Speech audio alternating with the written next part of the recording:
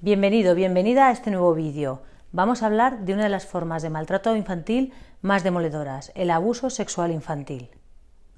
Los abusos pueden ser producidos por una persona cercana al niño, abuso intrafamiliar, o por alguien desconocido y ajeno, abuso extrafamiliar. Los estudios demuestran que la mayor parte de este tipo de abusos se dan en el entorno más próximo al menor. El abuso sexual infantil implica la transgresión de los límites íntimos y personales del niño o niña.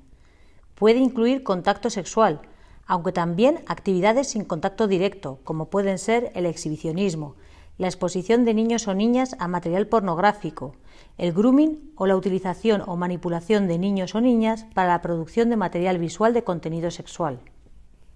Y en este sentido existen una serie de mitos en torno al abuso sexual infantil. Un falso mito muy habitual es que los abusos sexuales no son comunes, que pasan en muy contadas ocasiones.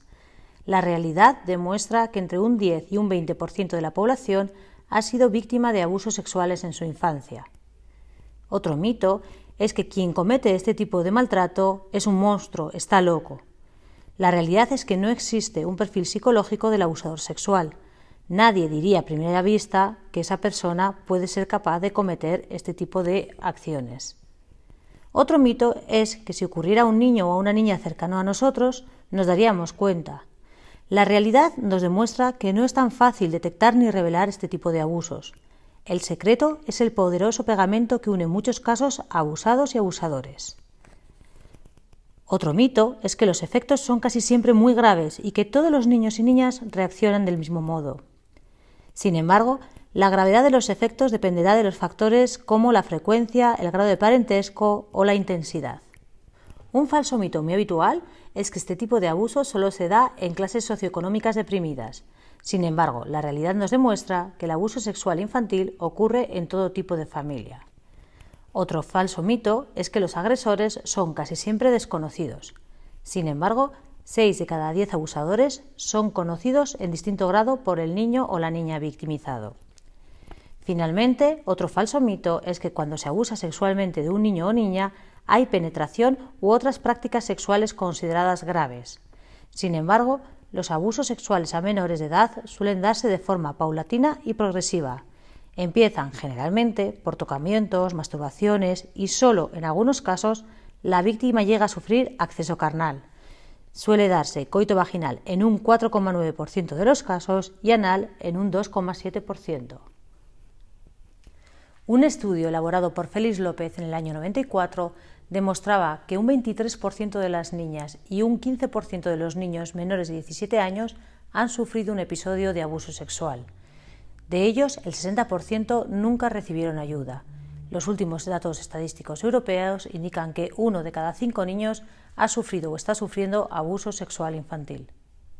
¿Pero qué consecuencias tiene el abuso sexual infantil sobre un niño o sobre una niña? Son varias las secuelas que podemos encontrar. Quizás porque lo vemos demasiado lejano o quizás porque nos parece demasiado terrible, tendemos a pensar que esto nunca pasa en nuestro entorno más próximo. Pero ¿sabías que en una encuesta realizada a los menores de nuestros centros hemos encontrado que el 11% en primaria, el 12% en secundaria y de nuevo el 11% en bachillerato han manifestado haber sufrido abuso sexual? Entre las secuelas a nivel emocional podemos destacar miedo generalizado, ansiedad, hostilidad, agresividad, culpa y vergüenza, depresión, desconfianza, rechazo del propio cuerpo, baja autoestima, sentimientos de estigmatización, trastorno de estrés postraumático. A nivel sexual, nos encontramos con secuelas que tienen que ver con el conocimiento sexual precoz o inapropiado para su edad, con una excesiva curiosidad sexual, con masturbaciones compulsivas, problemas de identidad sexual o conductas exhibicionistas o promiscuas.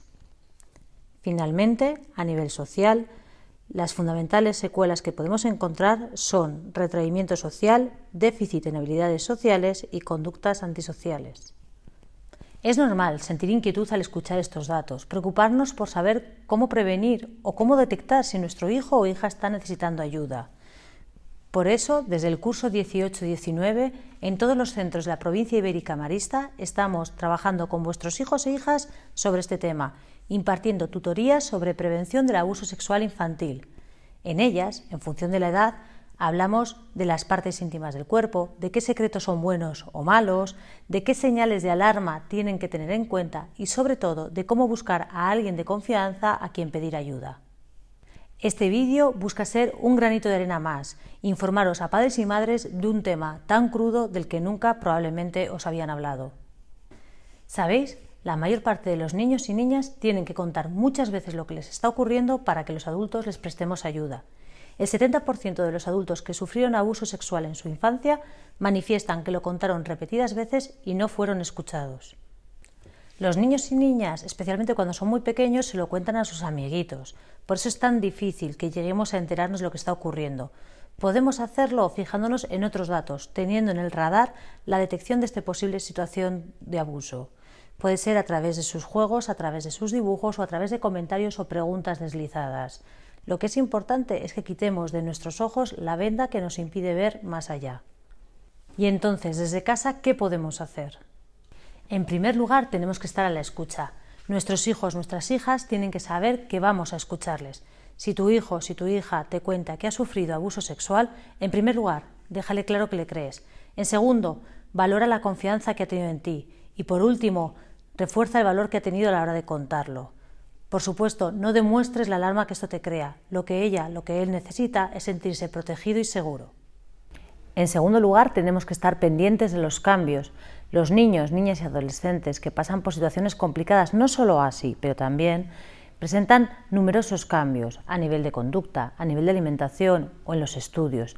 Tenemos que estar atentos y atentas para intentar encontrar la raíz, el porqué de esos cambios. Nuestros hijos, nuestras hijas necesitan y merecen que acompañemos también su dimensión afectivo-sexual. No podemos dejar algo tan importante en manos de la pornografía, de las redes o de su grupo de amigos. A veces, cuando nos plantean estos temas, nos sentimos inseguros, inseguras. A veces lo reducimos a métodos anticonceptivos o a cómo no contraer enfermedades de transmisión sexual. Y a veces, que aún es peor, simplemente desviamos el tema. Sin embargo, no hay peor manera de abordar este tema que no abordarlo. En el mercado cuentas con películas, con documentales, con libros y con profesionales que te pueden ayudar en este terreno. Además de todo lo que puedes encontrar a tu alrededor, el equipo provincial de protección del menor y el equipo local de protección del menor de tu centro estamos a tu disposición. No dudes en contactar con nosotros para cualquier inquietud, duda o sugerencia. Desde la provincia marista ibérica queremos agradecerte la confianza que has depositado en nosotros. El bienestar de vuestros hijos e hijas es nuestra prioridad, es nuestro compromiso compartido.